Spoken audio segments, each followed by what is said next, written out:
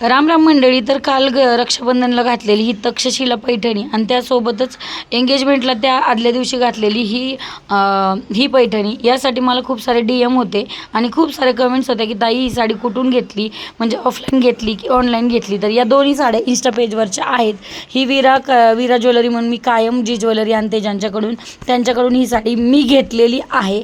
आणि दुसरी जी आहे ब्ल्यू कलरची, ती मात्र इंस्टावरून मला नंदिनी क्रिएशन 08 या पेजकडून मिळालेली आहे. दोन्ही ID मी कोलॅबोरेशन करत आहे.